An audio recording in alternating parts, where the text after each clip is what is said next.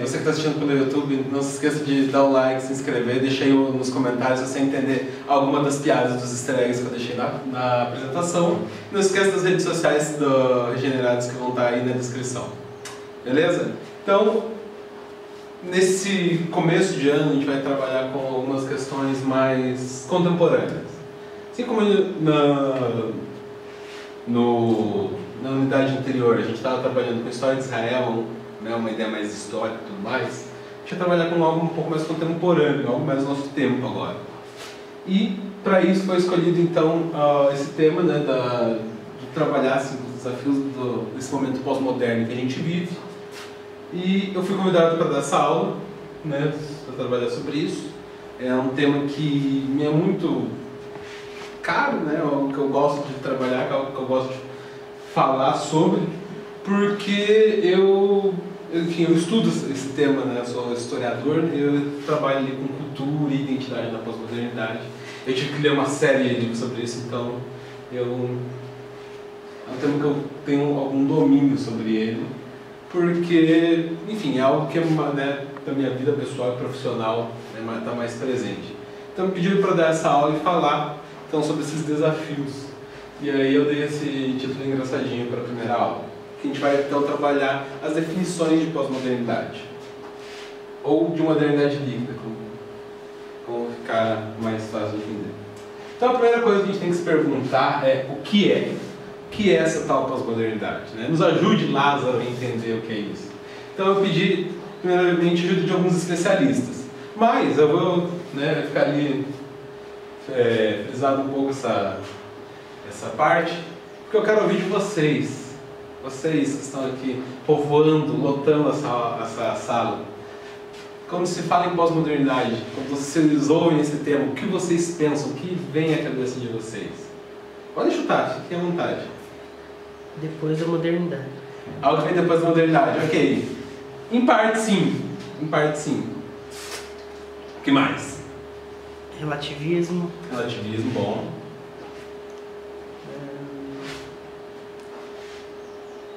A era do não tem uma verdade absoluta. Bom, isso é relativismo. Isso é um relativo, sim. Muito bem, vamos então. Eu botei nas redes sociais para as pessoas responderem e a gente teve algumas respostas bem diversas. Não sei se dá para ver como ficou aqui. Não dá para ver, né? Dá? Mais ou menos, enfim. Depois vocês perguntam. Bom, nossa, travei um segundo. Eu vou ver aqui que para mim é mais fácil. A gente tem então algumas respostas ali. A primeira ali já é um spoiler que fala sociedade líquida. E a gente já vai chegar nessa parte da sociedade líquida. O segundo ali já tem aquele tom mais calamitoso, né? Que é a questão, nossa, eu penso em pós-verdade, o que virá depois, o fim, essa coisa assim mais dramática. Bom, tem essa aqui também, que ele fala, não, que é alguma coisa depois do moderno, que foi justamente o que o Google, né, trouxe. Essa aqui eu tive que dar uma censurada um pouco, né, mas tá escrito bolo ali, tá, gente? Aí outra pessoa já deu uma resposta um pouco mais academicista, né? Não, é Giddens, Foucault, Bauman e tal. Eu falei, opa, calma, né? Calma. Apesar de que eu achei que faltou o Stuart Hall, mas quem sou eu, né? E aí por último até uma pessoa que estudou comigo, ela colocou de uma forma bem histórica mesmo, né? A questão da temporal, da aceleração do tempo, etc. Também não está errado. Enfim, essas são algumas respostas possíveis do que as pessoas entendem, então, por essa ideia de pós-modernidade. Então, por partes, né? Vamos por partes, então, pensar, antes de definir o que ela não é. Primeiro, uma corrente filosófica. Por quê? Algumas pessoas tendem a entender a pós-modernidade como uma corrente filosófica única. E ela não é uma corrente filosófica. Dentro do momento temporal em que a gente vive, existem várias correntes filosóficas. Até ali na resposta, a pessoa citou Foucault e Bauman. Foucault e Bauman são duas correntes filosóficas que existem nesse tempo e elas são distintas, elas são diferentes. O Foucaultiano é diferente de alguém que seja Bauman. Então, ela é um pensamento único. Isso é bem importante a gente entender. Isso vai ser mais importante mais para frente, para a gente entender o que é, né, o que é falado, o que não é falado sobre pós-modernidade. Segundo, ela não é uma unidade temporal única ou presa no tempo. Isso é uma coisa complicada. Por quê? Quando a gente pensa no tempo, é aquela coisa bonitinha da escola, né? Idade antiga, idade média, idade moderna, idade contemporânea, certo? Então, isso meio que caiu por terra. A gente não usa mais ensinar os nossos alunos usando esses marcos. Por quê? Porque senão parece que é um jogo, né? Que você passa de uma fase para outra. E não. Ali em 1453, com a queda de Constantinopla, caiu Constantinopla. No outro dia, o camponês que morava na França, ele acordou e falou: nossa, rapaz, eu tô com uns sentimentos meio modernos aí e tal. Não é assim que funciona. É um processo longo que vai indo e tudo mais. Então, você ter uma mudança temporal é algo que vai levar um tempo. Muitas vezes elas vão coexistir, a modernidade, a pós-modernidade. Eu vou trazer depois lá. Tem alguns momentos, olhando para o nosso país hoje, ele tem relações pré-modernas, modernas e pós-modernas. Então, essas três coisas elas coexistem ao mesmo tempo. Então, isso atrapalha a gente entender. Porque era muito mais fácil a gente aprender lá na escola, né? Então é tudo fechadinho ali nas caixinhas. Mas não é assim. As coisas levam um tempo para ter essas mudanças. E por fim também não planos dos Illuminati contra a igreja, o modo de vida ocidental e tudo mais.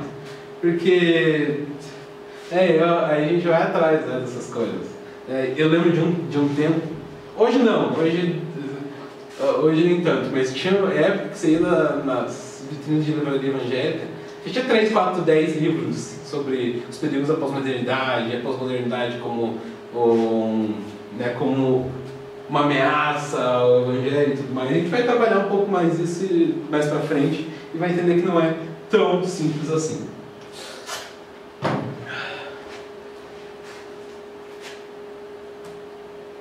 Então, a minha forma favorita de pensar a pós-modernidade é essa aqui, é como um sorvete. Você já viveram aquela experiência de vocês pegam um sorvete na geladeira e ele tá duro, assim, você fala, pô, ele endureceu demais. E você deixa ele para desgelar. E ele desgela mais do que você gostaria. Ou então você está tomando sorvete e ele acaba, enfim, tem que fazer outra coisa e tal. E ele está além do que ele deveria estar. Ele não está aquela sensação gostosa ali de sorvete. Ele está mais derretidinho. Vocês já viveram essa experiência? Só eu. Tá. Então, eu penso mais ou menos assim. Por quê? A gente vai ver um pouco mais pra frente, mas a modernidade ela é algo mais, ela tem essa tendência mais sólida. De ser realmente como um sorvete. E a pós-modernidade é aquela coisa ali, ela ainda é um sorvete, ela ainda tem as partes sólidas, mas ela está se derretendo assim. E aí a gente vai entrar numa discussão filosófica que eu vou tentar passar por ela mais rapidamente, mas acho que ela é importante. Se discute hoje duas coisas. Qual o termo é o melhor para ser usado? O termo pós-modernidade ou o termo modernidade líquida, que foi cunhado pelo próprio Bauman. E eu gosto dessa ideia de modernidade líquida, apesar de eu não concordar muito com o Bauman, mas eu gosto da ideia, porque ela é fácil de explicar. Porque ela é exatamente igual ao sorvete. Porque o pós-modernidade pensa, é algo depois do moderno. Mas ela não é só isso. Ela ainda tem muitos elementos modernos. Então, ela é essa coisa assim mais líquida. E essa coisa do líquido e do fluido, ela é boa para entender. Porque qual que é a característica principal dos líquidos? Não é, pessoal das aulas de física. Características de líquidos.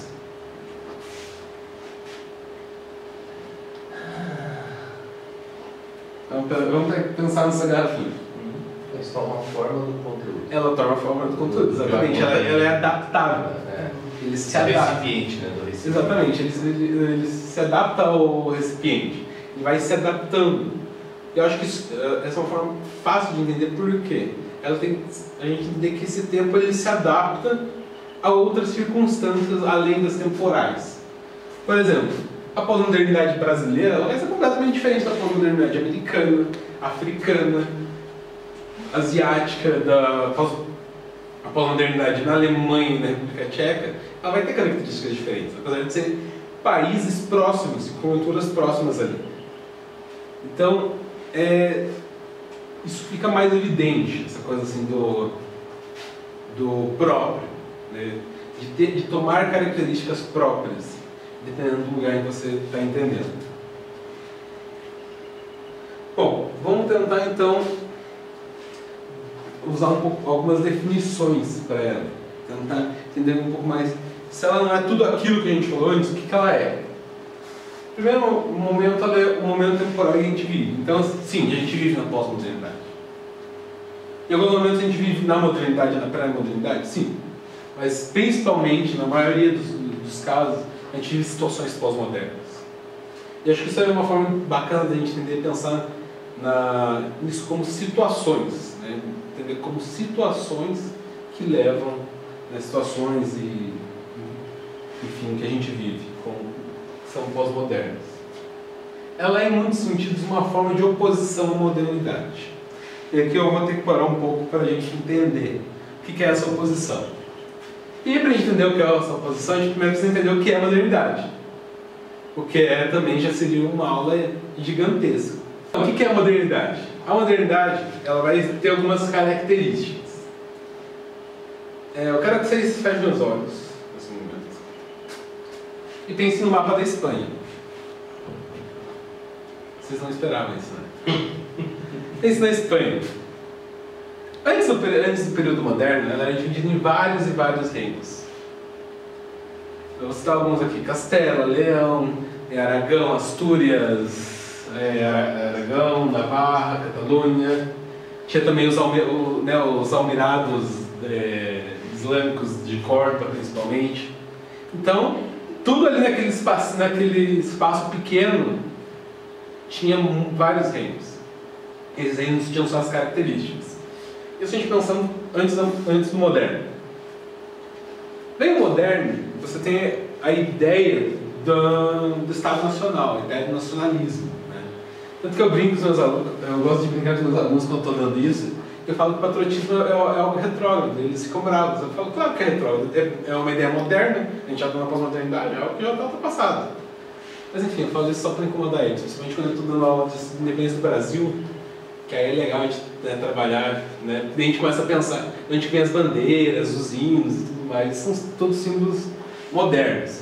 Então, essa ideia do nacionalismo e tal, de se abraçar, tanto que é ali que se consolidou realmente Espanha, Portugal. Mais para frente você vai ter, então, nesse período, a consolidação da Alemanha e da Itália como um só Estado, né? Isso estou falando em momentos históricos completamente diferentes, mas a ideia é a mesma, a ideia do nacionalismo do Estado Nacional.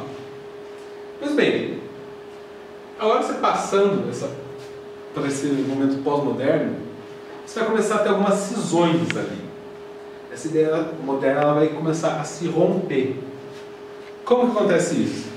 Se você pensar na própria Espanha, você tem pelo menos dois grandes movimentos de independência na Espanha, que é o movimento basco e o movimento catalão, que eles querem se separar da Espanha. Se for pensar em Portugal, que é bem mais tranquilo nesse sentido, você tem uma rivalidade ali entre portugueses do sul e do norte. Os portugueses do norte chegam e falam, mas aqui os islâmicos não se criaram, né? Por quê? Porque esse não é uma faixa territorial geográfica que foi dominada pelos almirados islâmicos. Então existe essa divisão. Então, entendendo dessa forma, antes você tinha essa coisa assim ali próxima. Por quê? Porque antes da modernidade você não tinha grandes deslocamentos. Como você ia se deslocar? Você não tinha como você atravessar Portugal inteiro sem fazer uma grande viagem que durasse pelo menos um ano. Portugal é uma faixa de terra ali minúscula. Então, a sua identidade, com quem você se identificava? Com as pessoas próximas, com as pessoas da sua vila, com as pessoas da sua região. Então, depois disso você tem, então, com o fortalecimento de reis e tudo mais, você tem essa coisa de não, a gente tem que abraçar a nossa nação e tudo mais, sabe? Então você cria esse sentimento, e é por isso que se criam bandeiras e hinos e muitas das lendas, digamos assim, os mitos criadores, os fundadores das nações, elas vêm daí. Você tem que ter o herói nacional. Para ter essa identificação comum. E isso é um sentimento muito moderno. Por quê? Porque agora, nesse momento, você já consegue trafegar, digamos assim, caminhar de uma forma mais fácil, né? Essa movimentação fica mais fácil. Na pós-modernidade, então, é muito mais rápido, muito mais fácil. Então, o que acontece? Existe essa oposição. Por quê? Porque agora, você não se identifica mais com o espanhol, não se identifica mais tanto como o espanhol. Mas deixa eu falar, não, eu sou espanhol, eu sou espanhol das Astúrias, eu sou espanhol de Aragão, de Navarra, eu sou catalão, eu sou basco. Então essas identidades elas vão se movendo. A gente tem essa questão das identidades móveis. Então, outro exemplo mais fácil ainda da gente entender é nessa questão das identidades que existem na pós-modernidade. Vamos pensar, enfim, 100 anos atrás, você pensar num... Eu ia falar um árabe, mas acho que tem um exemplo ainda melhor. Um coreano. Qual que é a religião da Coreia? Alguém sabe? Pois é, hoje em dia a gente tem uma igreja cristã muito forte na Coreia. Isso também é algo da pós-modernidade. Por quê? Se você olhar com olhos modernos, isso é contraditório. Né? É contraditório um coreano cristão.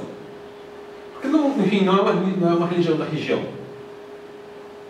Então, isso permite algumas identidades móveis. Da mesma forma, a gente está vivendo uma grande migração de sírios para o Brasil. No geral, os sírios que vêm para o Brasil são os sírios cristãos. Que é a mesma coisa, eles são etnicamente e até culturalmente eles são árabes, mas eles são cristãos. E isso é algo que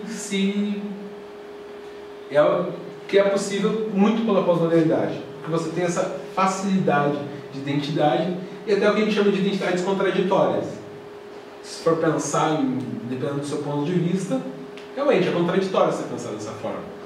Da mesma forma, claro, não só isso, mas por exemplo, você vai ter brasileiros budistas que nunca foram para o Oriente. Então você tem essa facilidade. Antes tarde do que mais tarde. Então você tem essa facilidade da identidade. As pessoas elas podem ter identidades móveis. Então, se você for pensar há um tempo, enfim, isso há muito tempo atrás, tá? Isso bem antes desse período pós-moderno. Você vai pensar, você vai ter o quê? Sabe aquela ideia de que, poxa, fulano aprontava muito e agora ele vai para a igreja? Com o passar do tempo, essa ideia vai se tornando mais aceitável. Por quê? Porque é mais aceitável que a pessoa mude. Isso também entra na questão da identidade móvel, que, enfim, é uma das características da pós-modernidade. Outra característica que vai contrariamente à questão da modernidade, que é uma posição forte, a modernidade tem ali aquela questão do pensamento lógico, da ciência. A ciência como pensamento lógico. Algo bem dentro da caixinha, bem progressista, positivista. E a modernidade ela vai questionar isso muito fortemente. E a gente já vai entrar um pouco mais a fundo nisso. Outra coisa, ela é extremamente ligada com a cultura, conceitos de identidade e com a nossa relação com o tempo e espaço. E apesar de não ser a mesma coisa, ela dialoga de forma profunda com a globalização e a digitalização da sociedade. De novo, é a imagem que eu falei. Antes da modernidade, quais eram as suas formas de movimento? Cavalo. Cavalo era a forma de deslocamento mais rápida. Lá na modernidade você vai criar outras coisas, como por exemplo, as ferrovias. Com a Revolução Industrial é um símbolo forte da modernidade. Então pense a carta. Você manda uma carta para uma pessoa no período pré-moderno. Ela vai demorar uma cara para chegar. Na modernidade não, ela já vai chegar mais rápido. Hoje, você manda um áudio ali no WhatsApp e a pessoa ouve na hora. Então você tem essa proximidade, essa questão da proximidade. Você, como eu posso falar? É uma pequena distorção do espaço. mais as mesmas coisas. O espaço ele não é uma fronteira a ser vencida, porque a gente tem outras formas de vencer. Exatamente. Ô Felipe, se você me permitir, acho que tem outros exemplos que ilustram essa fluidez que esse tempo que a gente está vivendo traz, e que você mencionou ali. Fotografia. Né? Eu que nasci na era da fotografia só impressa, né, só papel, é incrível, né? A gente ainda guarda em casa álbuns de fotografia. Sim. E aquilo era muito precioso, porque você, primeiro que era caro, segundo que você tirava um filme de, por exemplo, 36 fotos, né, era o máximo que tinha de fotos que você podia tirar num rolo de filme, dessas, no mínimo 10% você perdia, porque ela saía tremida, a foto já não prestava. Ou o cara na revelação revelava, te cortava lá no meio da testa assim, e aí estragava a tua foto. Então, depois as fotos que estavam boas, você punha num álbum, e aquilo, cada pessoa que vinha te visitar, você pegava o álbum e mostrava para uma pessoa. E ficava todo mundo sentado no sofá olhando o álbum em foto. Aquilo era valioso, por quê? Porque era raro, né? Com a massificação da fotografia digital, hoje o que acontece, né? Veja a quantidade de fotos que você recebe por WhatsApp, por exemplo. Alguém te manda aquela foto. Chega uma hora que aquilo entulha o teu celular, e eu, por exemplo, fatalmente vou lá, dou um celular tudo apagar, por quê? Porque a foto do WhatsApp para mim não... Sim. Então assim, eu vi, beleza, passa para a próxima, né? E mesmo as fotos que a gente faz digitais com câmera e tal, às vezes eu me dou conta quantos anos eu passo sem voltar a olhar para elas. Aí às vezes eu estou lá no meu computador, aí eu... Acho importante a gente não entender que, enfim, a gente querer ou não querer que seja assim, não faz diferença, porque já é assim. Então a gente tem que aprender muito a como lidar. A gente tem que entender esse tempo que a gente vive para aí entender como lidar com eles. Mas isso eu já estou adiantando. Então, algumas características da pós-modernidade. Primeiro, tudo é passivo de dúvidas, questionamentos e críticas. Então, conceitos que são bem estabelecidos, eles podem ser questionados. E eu vou dar um exemplo que eu pensei muito, que é muito bom. Pense na nossa bandeira. O que está escrito lá? Ordem e progresso. Aí eu faço a pergunta para vocês. Qual ordem e qual progresso? Ordem e progresso, eles são uma coisa só? Ou não? Dou um exemplo. Quando os portugueses chegaram no Brasil e fizeram colonização, estabeleceram engenhos de cana no Brasil, com mão de obra, primeiramente, escravidão indígena e depois escravidão africana. Dá pra gente falar do ponto de vista científico, isso é progresso? Sim ou não? Você está estabelecendo ali máquinas de engenho. Isso é progresso científico. Certo? Ainda pensando no Brasil colonial. Ali, pode ser até essa figura do engenho de cana. O escravo que ele fugia dessa fazenda. E aí ele podia estabelecer um quilombo, o que seja. Ele está quebrando essa ordem? A ordem estabelecida daquela cidade? Sim. Então, esse é um exemplo. Porque se você for pensar, ordem é um conceito muito bom, muito bonito. Mas às vezes a ordem, a gente tem que pensar um pouco, poxa, mas será que essa ordem que está ali estabelecida antes da modernidade, né, durante a modernidade e antes pré-moderna, será que essa ordem, só por ser ordem, ela é boa? Esse tipo de pergunta que a pós-modernidade nos permite fazer. Se for pensar, a gente tem aquele versículo, né? E chegaram até aqui aqueles que têm transtornado o mundo. Se for pensar, os primeiros cristãos, eles estão acabando com a ordem interna do Império Romano, com a ordem daquela sociedade. E muitas vezes a gente acaba sendo, né, poxa, mas a ordem é um conceito bom. É um conceito bom. E ela não é necessariamente ruim. Mas essa ideia de que existe só um tipo de ordem, ele é um conceito moderno. Então a pós-modernidade ela nos permite questionar, poxa, mas será que toda ordem é boa? Claro, que esse é um exemplo. Existem outros milhares de exemplos de questionamentos que ela pode nos trazer. Vocês podem, então, como eu falei, tudo é passivo de dúvidas, questionamentos e críticas. Tudo. Não existe nada que seja acima dessas coisas. E aí a gente pode pensar se isso é positivo ou negativo. Ou como a gente pode usar isso a nosso favor de forma que isso seja positivo. Alguém consegue pensar em algum exemplo? Seja de forma positiva ou negativa?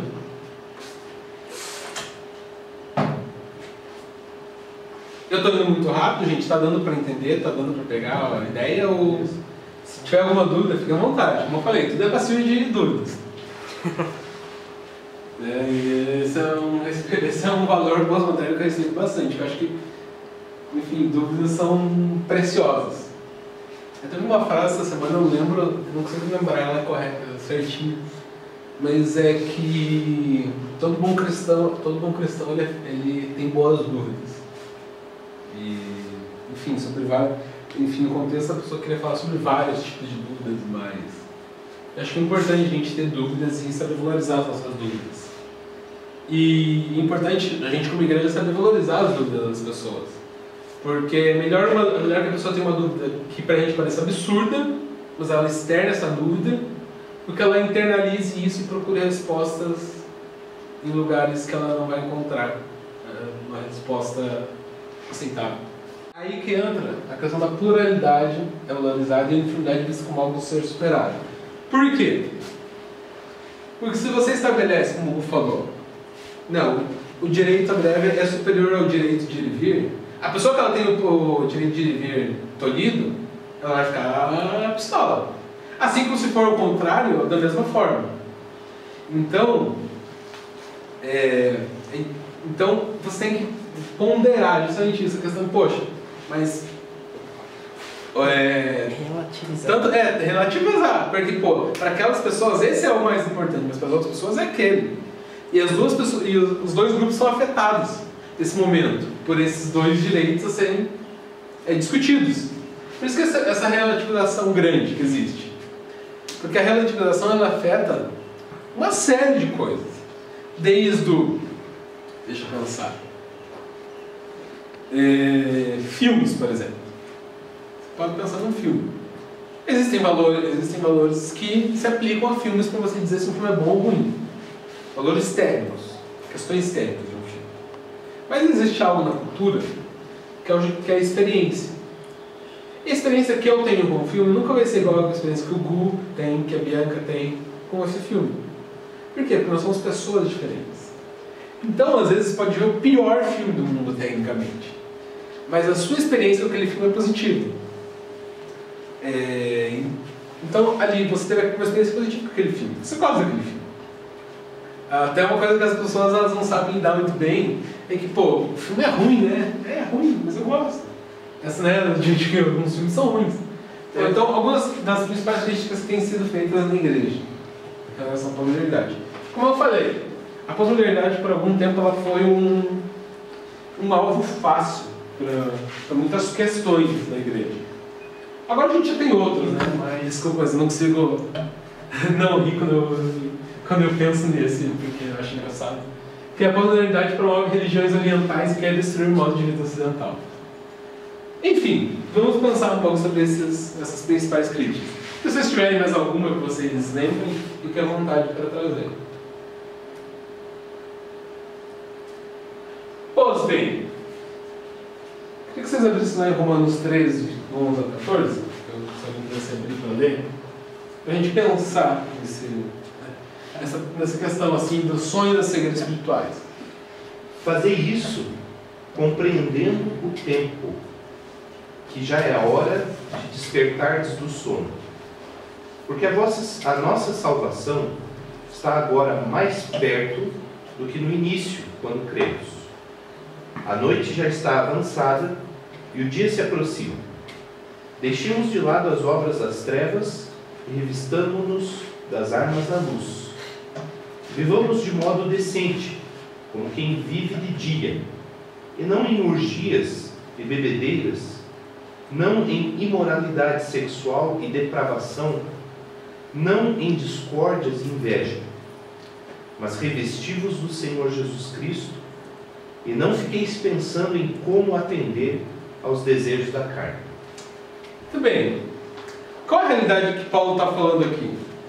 Uma realidade que necessita de despertamento, de você sair do sonho da cegueira espiritual.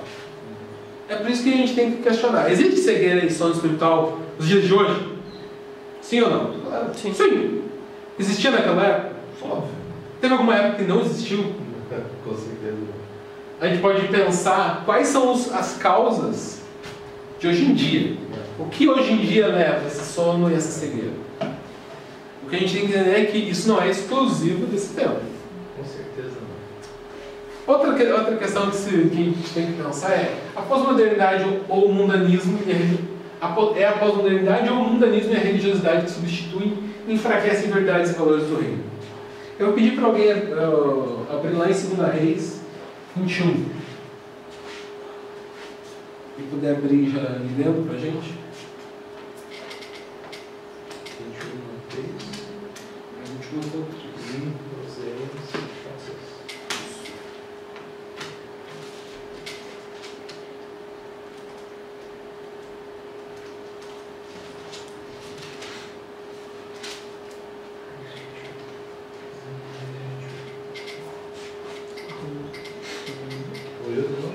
Alguém pode ler o 2 Reis? 2 Reis 21 a 3, né? Isso. Manassés tinha 12 anos quando começou a reinar, e reinou em Jerusalém por 55 anos. Sua mãe se chamava Efzibá. Manassés fez o que era mau aos olhos do Senhor e seguiu as práticas detestáveis das nações que o Senhor havia expulsado de diante dos israelitas. Reconstruiu os santuários idólatras que seu pai Ezequias havia destruído. Construiu altares para Baal e ergueu um poste de Aserá, como Acabe, rei de Israel, havia feito. Também se curvou diante de todos os astros dos céus e lhes prestou culto. E aí tem lá mais uma série de coisas que Manassés fez, né? Isso a gente já viu recentemente, inclusive nas aulas do pastor Luciano. Quem Hebreus é esse? Pode ler? Eu vou ler o 4 do 1 ao 6, na verdade. Meus queridos amigos, acreditem em todos os que dizem que têm o Espírito de Deus. Ponham à prova essas pessoas para saber se o Espírito que elas têm tem mesmo de Deus, pois muitos falsos profetas já se espalharam por toda parte. É assim que vocês poderão saber se, de fato, o Espírito é de Deus. Quem afirma que Jesus Cristo veio como um ser humano tem o Espírito que vem de Deus. Mas quem nega isso a respeito de Jesus não tem o Espírito de Deus. O que ele tem é o próprio Espírito do inimigo de Cristo. Vocês ouviram dizer que esse Espírito viria e agora ele já está no mundo. Meus filhinhos, vocês são de Deus e têm colocado. Bom, até aqui, principalmente o 3 ali. O que esse versículo fala? Tem algumas versões que falam: o Espírito do Anticristo que já está no mundo. Então, qual que é a ideia aqui? Valores, ideias e verdades que substituem, tentam substituir os valores eternos, os valores de Deus, os valores do reino. Eles são algo que vem de muito tempo. Se for pensar, Moisés não pôde dar um rolê com Deus, ele só estava fazendo bezerro de ouro. Então isso é algo que é muito presente. Isso vem desde a queda. Isso vem desde a queda, exatamente. A queda, ela traz isso. Então, é a mesma coisa. É claro que, nesse momento, você vai ter alguns valores e verdades específicas que são questionados. Isso a gente tem uma unidade inteira para trabalhar. Quais são esses valores, etc. A gente tem que entender isso. Esse tempo, ele tem sim isso, mas isso não é exclusivo do tempo. Esse tempo. Por quê? Quando você se foca muito nos... Não, porque a pós-modernidade ela é perigosa. A gente esquece que a modernidade também é. E antes também. Né? Então, isso é importante. E aí, por último, mas não muito importante, uma coisa que me incomoda particularmente é essa questão do... Né, eu vi essa crítica sendo feita com mais vezes do que eu imaginava. que é de que a pós-modernidade ela tenta destruir o modo de vida ocidental. E assim, se a gente for pensar, o modo de vida que a gente vive, ele é ocidental porque a gente está no ocidente. Mas será que são esses os valores que a gente precisa ter? Um exemplo que eu dou, que é uma coisa que eu acho importante, a cultura ocidental é muito dualista. E o que eu quero dizer com isso? Ou é uma coisa ou é outra. Você só tem duas opções. Então vamos pensar na sua tarefa mais mundana possível. Lavar a louça. Lavar a louça por si só é algo que honra a Deus? Sim ou não? Por si só? Não. Então é do diabo. Bem, Entendem? É retiro. Se for no retiro, é benção. Porque acontece? A gente tem que lembrar. eu penso assim. A gente tem que pensar o seguinte.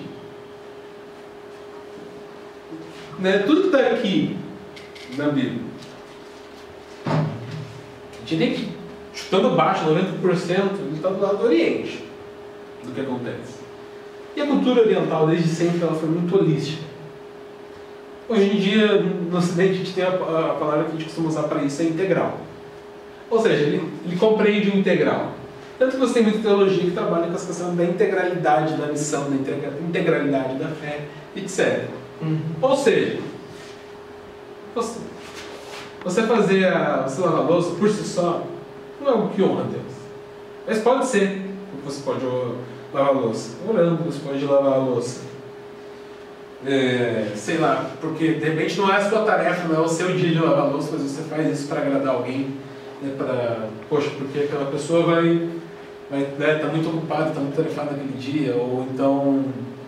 Enfim, gente, isso pode ser das tarefas mais bobas possível, tirar um lixo, qualquer coisa. Eu sempre gosto daquela frase daquele chavão da missão integral, que é o evangelho todo, para o homem todo e para todos os homens. Por quê? Porque muitas vezes a gente acaba negligenciando alguns aspectos da nossa vida, ou da vida dos nossos irmãos. Muitas vezes o que está pegando para a vida do nosso irmão é o trabalho, outras vezes a saúde, outras vezes a vida emocional ou vida questão de saúde mesmo. Enfim, existem os mais variados campos na nossa vida e a gente tem que aprender que todos eles são importantes, né? Todos eles são passíveis de você trabalhar. Muitas vezes a gente acaba, poxa, mas tal coisa vem primeiro, né? Ou, principalmente se você pensar nessa visão dualística, não, a gente tem que primeiro fazer as coisas de Deus e tal. E, claro, é importante, mas a gente, principalmente quando você está, às vezes, na frente do ministério, de algum ministério, você está conversando com uma pessoa e você sabe que ela está passando por alguma situação. E, às vezes a pessoa fala, não, eu quero fazer mesmo assim e tal. Mas às vezes a pessoa precisa de um tempo para si. Né? Não estou falando que todas as vezes tal, mas às vezes a pessoa precisa ela precisa trabalhar com outra coisa. Às vezes ela precisa dar um passo para trás, né? Porque se ela tiver, porque às vezes fica essa coisa, não, mas eu estou no ministério e tal, tá tudo bem. E às vezes não, às vezes a pessoa precisa às vezes a gente precisa dar um passo atrás para resolver alguma questão específica da nossa vida. Às vezes a gente precisa de um tempo, né? Isso não é errado. Não é algo tipo, não, mas poxa, se eu fizer isso, poxa, não, deixar de trabalhar, de fazer de atuar em algum ministério para cuidar de alguma parte da minha vida, ter mais tempo para alguma outra coisa, isso não é errado. Por quê? Porque a gente vive uma situação hoje em dia que existem muitos, no nosso meio existem muitos ateus de segunda a sexta. O que significa isso? Segunda a sexta, Deus está na igreja, mas a pessoa não está na igreja, não vem na igreja. Então, Deus está lá, né? E vamos pro corre, né? Vamos lutar essas lutas. E a gente não esquece de que nosso trabalho pode servir para A gente tem que trabalhar como se fosse algo, né? Entender que nosso trabalho ele pode ser algo para abençoar pessoas também. A gente tem que se mover o tempo todo em missão, né? Até porque se você deixa Deus só na igreja você vai encontrar pessoas iguais a você, ou muito próximas. Então, qual vai ser o impacto da sua vida cristã nesse momento? Bom, como eu falei, é um culpado fácil, né? Eu gosto sempre das imagens do Don Quixote atacando os zumbis. Então é muito real na nossa vida, né? Tanto na nossa vida pessoal, às vezes a gente gosta de... A gente cria alguns inimigos invisíveis pra gente. Enfim, desde... acho que a igreja como instituição, como grupo de pessoas, às vezes faz isso também. Eu acho que é algo bem comum esse tipo de comportamento na nossa sociedade. Pois bem, então como eu falei, um diagnóstico possível. E aí, se vocês discordarem, se vocês quiserem complementar, fiquem à vontade. A igreja tem se ocupado de combater coisas, no geral inimigos invisíveis ou inexistentes, ao invés de levar o reino de Deus à frente. A pós-modernidade por si ela é um inimigo nosso? Não, porque ela é um tempo. A gente não pode controlar ela. A gente não pode controlar o tempo ainda. E eu acho que a gente nunca vai poder. Mas, qual que deve ser a nossa preocupação então? Ao invés de, poxa, qual seria talvez a melhor forma de se combater, por exemplo, o relativismo? É espalhando o reino. Nós temos trabalhado pelos valores do reino ou por tradições inventadas por homens? Essa é uma questão que eu acho que é importante a gente pensar. Tem muitas coisas que a gente tem que é tradição. A gente estava falando do exemplo da louça.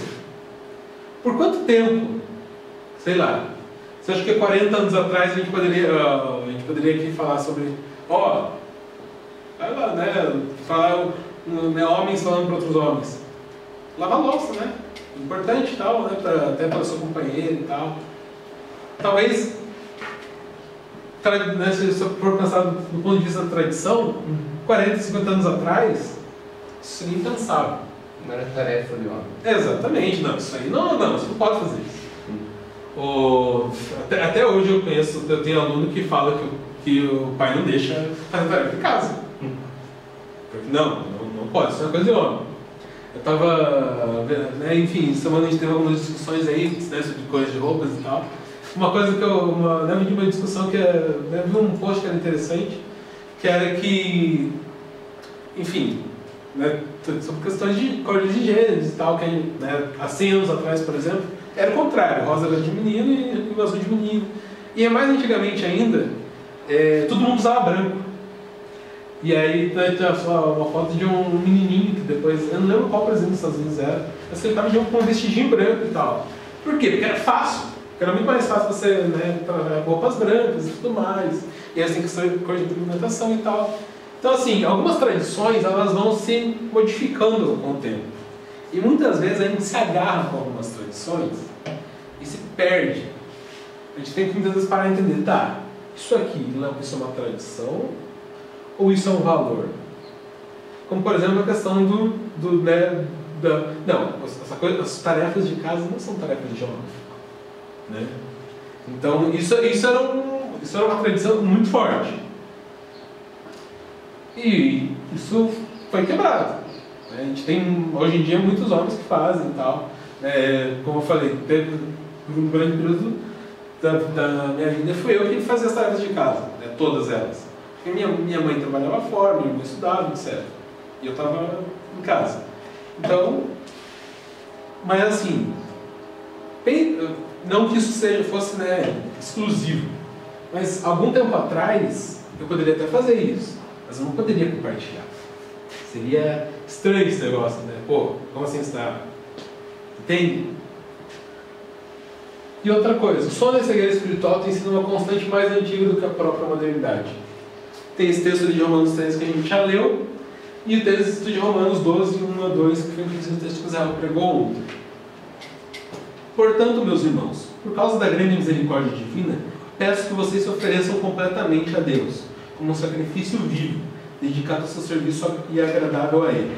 Esta é a verdadeira adoração que vocês devem oferecer a Deus. Não vivam como vivem as pessoas, as pessoas do mundo, deste mundo, mas deixe que Deus transforme por meio de uma completa mudança da mente de vocês. Assim vocês conhecerão a vontade de Deus, isto é, aquilo que é bom, perfeito e agradável a Ele. Então, Senhor Jesus Cristo. E aí vem a pergunta: como que esse cristão deve, então, se comportar numa sociedade pós-moderna? Como cristão. Pedir para o Bruno, você abre lá para a gente em Efésios 4?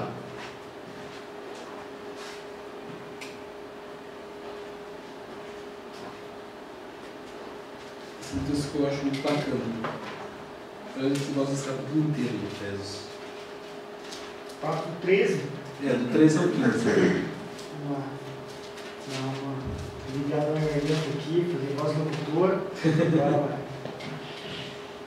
Até que todos cheguemos à unidade da fé e do pleno conhecimento do Filho de Deus, ao estado de homem feito à medida da estatura da plenitude de Cristo, para que não mais sejamos meninos, inconstantes, levados ao redor por todo o vento de doutrina, pela fraudulência dos homens, pela astúcia tendente à maquinação do erro.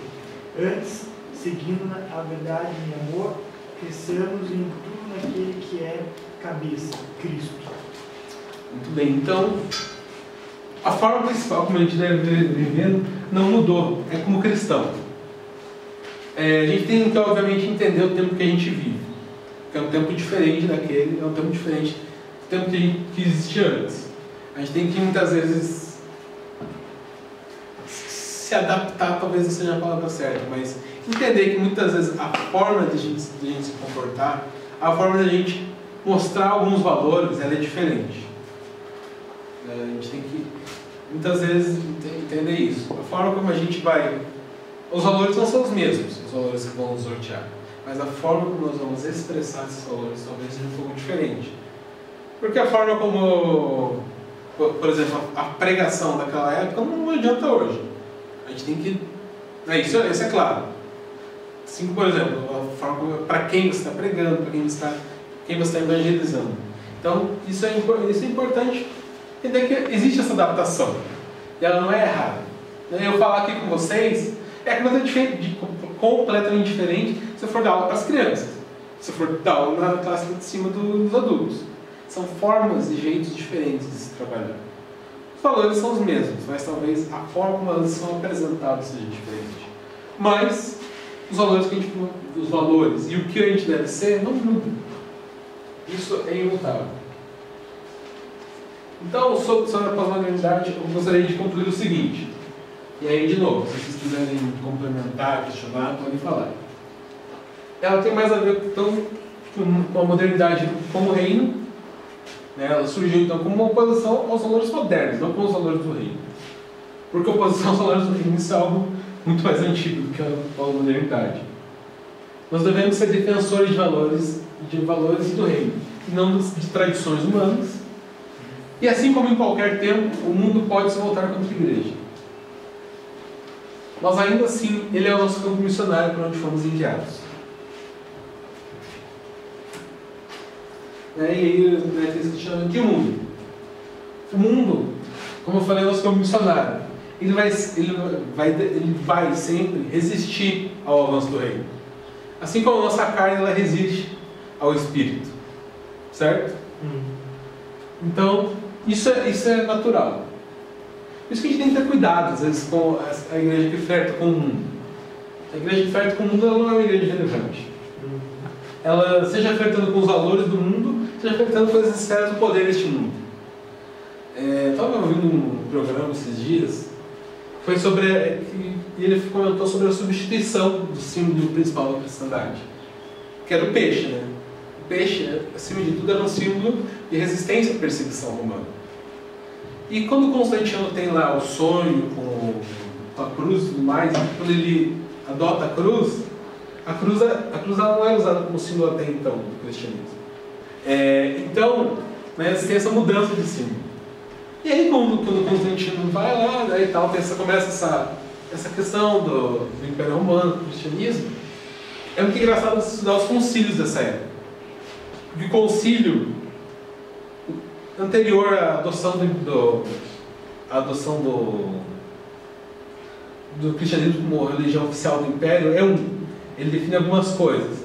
Ele define: não, os cristãos eles não podem participar das esferas de poder do Império Romano, não podem ser do exército, etc, etc. Essas discussões elas permanecem ali. E aí, né, é estabelecido que a partir daquele momento o cristianismo vai ser a religião do Império. E o concílio seguinte, ele basicamente descarta tudo que foi feito no outro. Então não, agora pode. Então você vê como a percepção daquela época mudou simplesmente com a adoção do Império. Então muitas vezes a gente tem que tomar cuidado com essa coisa do poder. Algo que a gente, enfim, que eu acho que é bem visível, né, ali na questão da adoção da monarquia em Israel. Para mim fica bem claro isso. O poder é extremamente complicado. A gente tem que tomar muito cuidado com essas esferas de poder. Principalmente a igreja. Né? Porque se você for conversar com alguém que odeia a igreja, por exemplo, essa pessoa não vai deixar você esquecer, por exemplo, que haviam igrejas que apoiavam a escravidão, que apoiavam o nazismo, apoiavam o apartheid na África e várias outras coisas. Por quê? Porque muitas vezes essas igrejas elas estavam alinhadas com o poder daquele mundo. A gente não pode esquecer, por exemplo, que muito do sentimento abolicionista veio também de igreja. Principalmente se for pensar no hemisfério norte. Tá? Tem tudo isso. Mas ao mesmo tempo, né, do apartheid também teve uma colonização forte das igrejas, principalmente negras. Mas a gente tem que tomar cuidado com isso. Por exemplo, na época da escravidão nos Estados Unidos, os escravos tinham bíblias, tinham seus cultos. Só que as bíblias desses escravos elas eram diferentes. Eles cortavam todo o êxodo da Bíblia, por exemplo. Por quê? Os escravos tinham saído do Egito. Porque o êxodo conta a história dos escravos né, hebreus ganhando liberdade. Então o que os senhores dos escravos pensavam? A gente vai cristianizar esses escravos aí. Mas tem umas partes que a gente não vai contar para eles não. É importante para isso a gente lembrar isso que o cristão incomoda. O reino incomoda. Vai incomodar sempre. 100%. Porque a gente, assim, e quando eu digo incomoda, ele incomoda as estruturas, né? Não que incomoda as pessoas. Se você for pensar, Cristo ele estava do lado de quem? Dos caras mais que ninguém queria perto. Ele estava perto dessas pessoas. Porque ele via naquelas pessoas o quê? A possibilidade de trazer o reino. Isso era caro. Isso era importante, trazer o reino. Porque né, Deus escolheu as coisas loucas para confundir as sãs. Porque imagina que, pense para o fariseu, para ele chegar e ouvir tudo aquilo, né, tudo que eles falavam, aquilo era um choque para ele. O senhor pensar em Nicodemos, o cara, talvez dos mestres da lei, um dos que mais foi aberto a Cristo. Ele foi encontrar Cristo que horas? Àquela hora da noite, escondido. Ele queria ouvir mais, mas ele não podia dar o braço a torcer. E acho que isso é importante para a gente pensar nesse momento.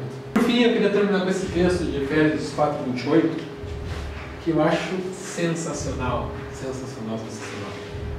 E eu queria trazer essa ideia para vocês, que é o seguinte: aquele que furtava, não furte mais. Antes, trabalhe fazendo com as próprias mãos o que é bom, para que tenha com o que acudir ao necessitado. Estava vendo uma palavra do Antônio Carlos Costa essa semana. Ele estava comentando sobre isso.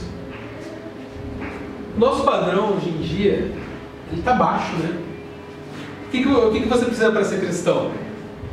Você precisa se moldar. Olha como isso dialoga com essa questão da sociedade líquida, da pós-modernidade. Para você ser cristão, você vai se moldar aquele molde, você vai seguir todas aquelas regras. Né? Você tem uma série de regras pré-estabelecidas e é isso que vai fazer você ser cristão. Mas será que é mesmo? Ou será que é a transformação do caráter? Porque se for pensar nesse padrão aqui, aquele que furtava não furte mais. Então, primeiro ponto, ele vai deixar de tirar do irmão dele, próximo dele. antes ele trabalha e atende necessitado. Então ele não apenas para de prejudicar o seu irmão, mas ele também vai servir ao seu próximo e ajudar ele na necessidade. Percebe como é uma mudança completa? Ele foi de um polo para o outro. Diametral. Então, mas o que acontece? Por que ele faz isso? Porque ele está seguindo uma regra? Não. É o caráter transformado. Então muitas vezes a gente pode conversar várias outras coisas sobre a sociedade que a gente vive. Talvez sejam até mais, para mim, são mais, pelo menos mais prejudiciais em questão da pós-modernidade. Que é, por exemplo, a sociedade de consumo. O que a sociedade de consumo diz? Você precisa ter, você precisa aparentar, mais do que ser. Isso é muito mais importante. Então, se você for pensar nisso, o que é mais fácil? O que a gente... Às vezes a gente faz. Tá? Eu faço isso. Isso é importante a gente entender. Às vezes a gente faz isso. Eu vou fazer isso, conseguir isso, mas não porque o meu caráter foi transformado, mas é porque eu preciso fazer isso. Isso é uma regra, isso é estabelecido. E não estou falando que você deva quebrar todas as regras que você não foi tocado ainda, não é isso. Mas a gente tem que buscar esse tipo de conversão, a conversão do caráter. A gente tem que pregar esse tipo de conversão, porque o ladrão, ele não é mais ladrão, porque falaram para ele que não, você não pode ser ladrão, é errado. Ele está seguindo uma regra, ele não mudou, ele teve o seu caráter transformado. Mas o ladrão, o que tem o caráter transformado é o quê? É esse cara, é Zaqueu. Zaqueu chegou e falou, não, eu vou restituir as pessoas. Essa transformação completa do caráter. E acho que é isso que a gente tem que buscar cada vez mais no nosso dia. Independente do tempo que a gente vive. Eu imagino que todos nós devemos morrer ainda num tempo pós-moderno, mas se aparecer outra coisa depois, isso não muda. Isso que a gente tem que buscar. Então, apresentar essa ideia. Buscar essa transformação. Eu acho que com essa transformação de caráter, a gente tem muito mais potencial também para impactar o mundo que a gente vive. E lembrar que, independentemente do momento temporal que a gente vive, a gente possa viver a verdade de Hebreus 12, 27. Que é qual? Inclusive é o versículo do tema da igreja, da mudança. Que as coisas, que Deus possa abalar as coisas abaláveis para que as inabaláveis permaneçam. Então, muitas coisas, a gente pode sofrer muitos questionamentos, pode sofrer muita coisa nesse tempo. Mas se a gente estiver firmado, tudo que for abalável é coisa que pode ser abalável. Aquilo que é inabalável, que está ali firme no nosso coração, isso não vai ser abalado. Então, deixando que as coisas abaláveis sejam abaladas, sabendo que as portas do inferno não prevalecerão contra a igreja. Muitas vezes a gente quer ser defensor da igreja de Deus, né? A gente quer, tem que defender a igreja e tal. E até compartilhar que eu acho que existe um pouco de síndrome de perseguição na igreja, mas é porque a gente está muito confortável e qualquer coisa que possa lembrar vagamente perseguição, a gente tem medo. E lembrar que, assim, perseguição a perseguição pode vir, mas as portas do inferno não prevalecerão contra a igreja. Não importa o que aconteça. A gente não vai. Isso não é uma guerra que a gente vai vencer. É uma guerra que já está vencida. E se a gente sofrer perseguição por Deus, pelos valores, também.